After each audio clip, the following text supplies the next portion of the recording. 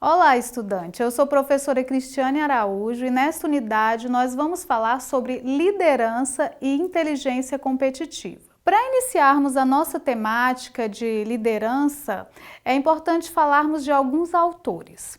Robbins expõe que o sucesso de grande parte das instituições ou organizações depende quase que exclusivamente do fator humano, do desenvolvimento e também das habilidades do relacionamento interpessoal. O líder é aquele que influencia seus liderados, que motiva no sentido de atingirem juntos metas da instituição. E muitos líderes em diversas organizações não possuem esse título. O de líder, né, formalmente, muitas vezes nem posições hierárquicas elevadas, mas eles conseguem influenciar as pessoas de alguma forma. Para os autores Chandler e Richardson, não é possível gerenciar pessoas. Grandes líderes conseguem excelentes resultados de suas equipes sem gerenciar pessoas. Ao invés disso, eles fazem acordos com seus subordinados. O verdadeiro líder não banca o psicoterapeuta tentando gerenciar emoções e a personalidade de cada um. O bom líder cria acordos com os membros da equipe e os trata como pessoas adultas. Essa atitude torna as relações mais maduras e respeitosas. E assim, todos saem ganhando e a comunicação fica mais aberta e confiável. O líder é uma referência para os seus liderados e a sua atitude perante eles influencia no comportamento da equipe. Nós temos uma diversidade de conceitos e autores sobre liderança, né? E Hunter versa que liderança é a habilidade de influenciar pessoas para trabalharem entusiasticamente visando atingir aos objetivos identificados como sendo o bem comum. E que Avenato, ele diz que a liderança se caracteriza por um método de influência entre pessoas. O que Avenato, né, autor, ele acredita que uma pessoa influencia a outra em função dos relacionamentos existentes que há entre elas. Então, nesse sentido, nós podemos resumidamente dizer que liderança é o processo de conduzir as ações ou influenciar o comportamento e a mentalidade de outras pessoas. É também a realização de metas por meio da direção dos colaboradores. O consentimento dos liderados é um elemento importante em qualquer definição de liderança. Consentimento pressupõe identidade de interesses. A liderança ela ocorre ali quando há identidade entre a proposta do líder e a recompensa esperada pelo líder. A liderança não está diretamente ligada à hierarquia. E aí, como vocês podem observar, no contexto de liderança, na nossa imagem, nós temos, né, a setinha aí falando sobre liderança e na parte de características pessoais do líder, ela está envolvida com motivações, competências e estilo. Já as características pessoais dos liderados, ela está envolvida com motivações, necessidades e competências. Do outro lado do nosso esquema, nós temos o contexto organizacional social da liderança, e aí envolve a cultura organizacional e social. E também temos a característica da tarefa ou da missão, e isso engloba o conteúdo moral, calculista ou até mesmo alienatório de uma instituição. Para que a liderança seja eficaz diante dos liderados que são detentores de características distintas, é necessário que existam diferentes estilos de liderança. E os estilos de liderança eles podem ser divididos em autocrático, democrático e liberal. No estilo de liderança autocrática, ele é um estilo marcado pelo autoritarismo individual do líder, onde o líder impõe normas sem consultar a opinião dos seus subordinados. A sua postura é sempre diretiva nas tarefas, não se permite o uso de criatividade nem participação do grupo liderado. E aí isso deixa esses liderados frustrados, tensos, estressados e também desmotivados. No estilo de liderança democrático, ele é caracterizado por um estilo marcado pela participação de todos os departamentos, isso através de debates, reuniões e em prol de todos os que compõem ali a organização. Isso favorece a integração junto aos liderados, desenvolvendo aí laços de amizade, cordialidade, né? E ao se colocar no lugar do liderado e agir como ele, o líder promove um maior engajamento das pessoas, uma vez que elas, né, as pessoas se sentem motivadas, importantes para a execução de uma tarefa e objetivos da instituição. Já no estilo de liderança liberal, também chamado de laissez-faire, não há uma imposição de regras, o líder não é respeitado. E aí os grupos tomam suas decisões sem consultar, né, o líder.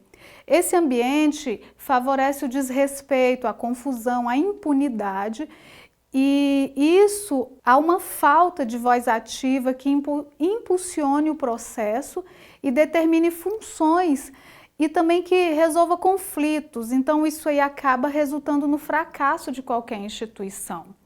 E aí então nós temos o estilo de liderança orientada para a tarefa, o autocrático, em que o líder toma as decisões desconsiderando a opinião da equipe, e nós temos o estilo de liderança orientada para as pessoas, que é o democrático. E no estilo de liderança democrático, conforme nós já falamos, existe a participação de toda a equipe nos processos de decisão da instituição. O estilo de liderança autocrático, né, aqui nós fizemos um comparativo. O autocrático focaliza o trabalho do subordinado ou o grupo, enfatiza o cumprimento de prazo, os padrões de qualidade e a economia de custos, enquanto o democrático ele focaliza o próprio funcionário ou aquele grupo, enfatizando as relações humanas e o desenvolvimento da capacidade de trabalhar em equipe. No estilo autocrático, existe, né, a necessidade de cumprir metas e superar a concorrência ou o desempenho passado. Há essa preocupação em superar a concorrência, em superar o desempenho passado, em impor as metas. Já no estilo de liderança democrático, o líder ouve e presta atenção no trabalhador e há ali uma negociação, as relações são amigáveis. No estilo de liderança autocrático, há um esclarecimento sobre as responsabilidades individuais e acaba havendo a designação da tarefa para pessoas específicas. Cada um vai fazer o seu trabalho.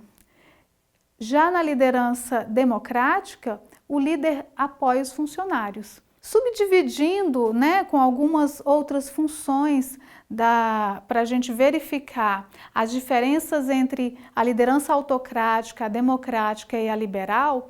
Na nossa imagem, o líder autocrático, ele fixa as diretrizes sem qualquer participação do grupo. O democrático, as diretrizes são debatidas, decididas pelo grupo e há um estímulo e assistência pelo líder. O liberal, existe ali uma liberdade total para as decisões grupais ou individuais e uma mínima participação do líder. Na autocrática, o líder determina a providência para a execução que se tornam necessárias e o modo é imprevisível para o grupo. Na democrática, o grupo esboça providências para atingir o alvo, o objetivo e pede conselhos ao líder, que sugere alternativas para o grupo escolher. Na liberal, a participação do líder ela é limitada e ele apresenta apenas sugestões, quando são solicitadas pela equipe. Na autocrática, o líder determina a tarefa que cada um deve executar entre ali os seus colegas. Na democrática, há uma divisão de trabalho e essa divisão fica a critério do grupo e cada membro tem liberdade para escolher seus colegas de trabalho. Na liberal, a divisão de trabalho e escolha dos colegas fica totalmente a cargo do grupo e tem uma absoluta falta de participação do líder. O líder, na autocrática, ele é dominador, ele é pessoal nos elogios, né? As críticas pesadas ao trabalho de cada membro. No democrático, o líder procura ser um membro normal do grupo, um espírito, né, de equipe. O líder, ele é objetivo e limita-se aos fatos nas críticas e elogios. Na liberal, o líder não avalia o grupo nem controla os acontecimentos, apenas comenta as atividades quando isso é perguntado. Cada estilo de liderança pode trazer diferentes resultados para a equipe. O melhor estilo de liderança vai depender da situação em que aquela instituição se encontra naquele momento. A liderança ela é situacional, sugere um estilo de liderança para cada situação e também níveis de maturidade da equipe. Conforme podemos verificar, a liderança centralizada no chefe e a liderança descentralizada nos subordinados. Então aqui nós temos traçado uma área de autoridade do líder e uma área de liberdade dos subordinados. E ali entre o 3, 4, 5 passa a ter um líder consultivo, ou autocrático ou participativo. Chiavenato, ele trata as diferenças entre gerentes e líderes. Ele diz que gerente administra, mantém e focaliza o sistema e a estrutura, tornando uma visão de curto prazo. Para um líder, é necessário inovar, desenvolver, focalizar as pessoas. Há, então, uma perspectiva de longo prazo. Um líder focado nas pessoas, ele é sensível aos sentimentos das pessoas. E um líder centrado no colaborador tenta fazer as coisas mais agradáveis com seus liderados. Em contrapartida, né, um líder focado na estrutura do trabalho, ele está mais preocupado com o alcance dos requisitos da tarefa, ele é centrado na produção. Aqui nós temos uma diferença entre líderes e gestores. Líderes criam uma visão, gestores criam metas. Líderes são agentes de mudança, gestores mantêm o status quo. Líderes, na postura, assumem riscos. Já os gestores controlam esses riscos. O pensamento do líder é de longo prazo. O do gestor está voltado para o curto prazo. Os líderes constroem relacionamentos. Os gestores, eles constroem sistemas e processos. Os líderes oferecem desenvolvimento para o seu liderado. O gestor oferece orientação para o seu trabalhador. Os líderes usam círculos de influência e os gestores utilizam ali o círculo de poder. Nesse sentido, o ser humano ele tem anseio de ser útil, importante. Então, mesmo havendo a interação entre os membros de uma instituição, muitas vezes ela não supre o desejo de valorização na interação entre líder e colaborador. E isso pode repercutir no fortalecimento do ambiente de trabalho e também nas sensações de bem-estar.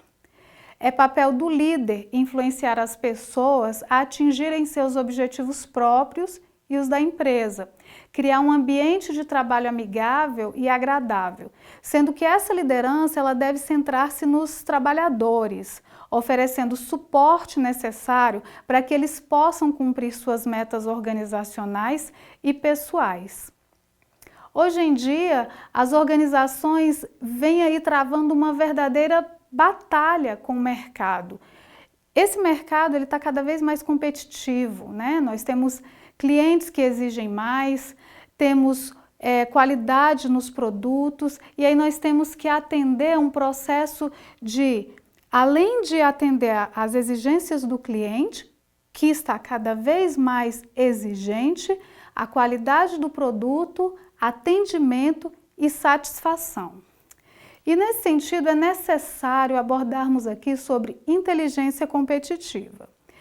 Inteligência competitiva é um processo sistemático de coleta e análise de informações que são captadas eticamente sobre a concorrência e tendências do mercado com a finalidade de criar e manter essa vantagem competitiva.